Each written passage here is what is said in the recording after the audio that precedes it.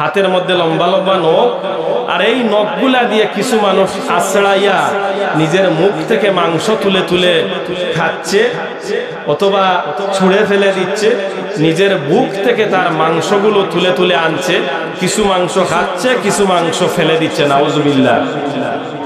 আল্লাহর নবী ডাক দিয়া বললেন, ও ভাই জিবরাইল, এই সমস্ত লোক কারা?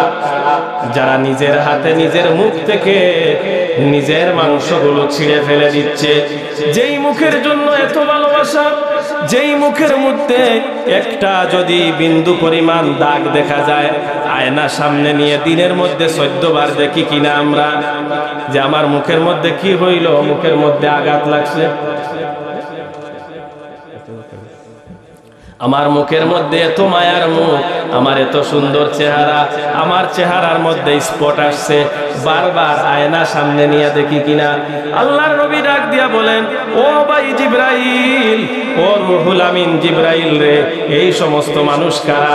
যারা নিজ হাতে তার চেহারাগুলোকে চূর্ণ বিচূর্ণ করে দিচ্ছে এবং নিজের চেহারার মাংস নিজেই খাচ্ছে, নিজের শরীরের মাংসগুলো ছিঁড়ে ছিঁড়ে এনে নিজের মুখে দিয়ে খাচ্ছে। এরা কারা? জিবরাইল আলাইহিস সালাম ডাক দিয়া বললেন, ইয়া রাসূলুল্লাহ, ইয়া হাবিবাল্লাহ, ওগো দয়াল নবীজি, এই সমস্ত মানুষ, এই জাহান্নামী মানুষ তারা যারা দুনিয়ার জমিনে থাকা অবস্থায় একে অপরের গীবত করত। নাউজুবিল্লাহ। অন্যের সমালোচনা করা। ইয়া আইয়ুহাল্লাযীনা আমানু ইজতানিবু কাসীরাম মিনাজ-যন ইন্না বা'দাজ-যন্নি ইসমুন ওয়া লা তাজাসসাসু ওয়া লা ইয়াগতাব বা'দুকুম বা'দা আইয়ুহিব্বু আহাদুকুম আন ইয়াকুলা লাহমা আখিহি মাইতান ফাকারিহতুমু। আল্লাহু আকবার। আল্লাহ রাব্বুল আলামিন কোরআনে কারিমে বলছেন, ওয়ালা ইয়াগতাব বা'দুকুম বা'দা, তোমরা একে অপরকে গালি দিও না, সমালোচনা করিও না। আইয়ুহিব্বু আহাদুকুম আইয়াকুলা লাহমা আখিহি মাইতান ফাকারিহতুমু, তোমরা কি তোমাদের মৃত কোনো ভাইয়ের গোশত খাওয়া পছন্দ করবে? না না, অবশ্যই না। আপনার মৃত ভাইয়ের গোশত আপনি কোনো অবস্থায় খেতে পছন্দ করবেন না। যদি আপনি গীবত করেন, কিয়ামতের ময়দানে আল্লাহ রাব্বুল আলামিন আপনাকে দুজখের মধ্যে দিবেন, আর দুজখের মধ্যে ওই সমস্ত লোকেরা নিজের হাত দিয়া নিজের শরীর থেকে, নিজের দেহ থেকে, নিজের মুখ থেকে মাংসগুলো ছিঁড়ে ছিঁড়ে আনবে আর নিজেরাই ভক্ষণ করবে। নাউজুবিল্লাহ। এই ছোট একটা ঘটনা বললাম, সময় শেষ হয়ে যাচ্ছে। এখন আসি, মেরাজ থেকে আল্লাহর নবী যখন ফিরে আসলেন, আসার পরে বলছিলাম না যে আবু জেহেলের কাছে যদি আল্লাহর নবী বলেন যে আমি তো গত রাত্রে মেরাজও গেছি, 7 আসমানের উপরে উঠছি, তাইলে 1 নম্বর নাটা, 1 নম্বর শয়তান, দুনিয়ার শ্রেষ্ঠ শয়তান আবু জেহেল। এই আবু জেহেলের বংশধরেরা কিয়ামত পর্যন্ত থাকবে। এখনো আবু জেহেলের বংশধরেরা আছে না নাই?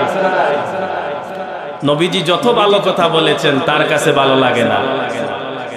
নবীজি অনেক চেষ্টা করেছেন, শেষ পর্যন্ত একদিন নবীজি একটি গাছের সামনে নিয়ে বলছেন, ও আমার চাচা, এই গাছটা কি বলে আমাকে একটু শোনাও তো। গাছ বলতেছে, লা ইলাহা ইল্লাল্লাহু মুহাম্মাদুর রাসূলুল্লাহ সাল্লাল্লাহু। আবু জেহেল গাছের সামনে গিয়ে বলল, মুহাম্মদ, তোমার চক্রান্ত আমি বুঝতে পেরেছি। ওই গাছ বলতেছে, লা ইলাহা ইল্লাল্লাহু মুহাম্মাদুর রাসূলুল্লাহ। গাছও তোমাকে রাসূল হিসাবে মেনে নিচ্ছে, কিন্তু মুহাম্মদ তুমি জেনে রাখো, আমি আবু জেহেল কখনোই তোমাকে নবী হিসাবে মেনে নিতে পারি না। নাউজুবিল্লাহ। আবু জেহেলের কাছে আল্লাহর নবী আসলেন। আজান কি দিয়ে দিবেন? আবু জেহেলের কাছে আল্লাহর নবী আসলেন। আসার পরে বললেন, ও আমার চাচা, গত রাতে আমার সাথে কি ঘটনা হয়েছে তুমি কি জানবা, তুমি কি জানতে চাও? আবু জেহেল বলে, মুহাম্মদ রে, তোমার কাছে নতুন নতুন নতুন নতুন অজানা অচেনা কথা ছাড়া আর তো কিছুই পাওয়া যায় না। নাউজুবিল্লাহ। আল্লাহর নবী বললেন, আমার চাচা, গত রাতে আমার সাথে এমন একটা ঘটনা ঘটেছে, যেই ঘটনা শুনলে তুমি আর অবিশ্বাসী থাকতে পারবা না। কারণ এই রকম ঘটনা শুনলে তুমি কোন অবস্থায় বেঈমান থাকতে পারবা না। আমার বিশ্বাস হয় সাথে সাথে তুমি কালমা পড়ে আমার উপর ঈমান আনবা। কিন্তু তার নসিবে হেদায়েত নাই, ঈমান তার নসিবে নাই।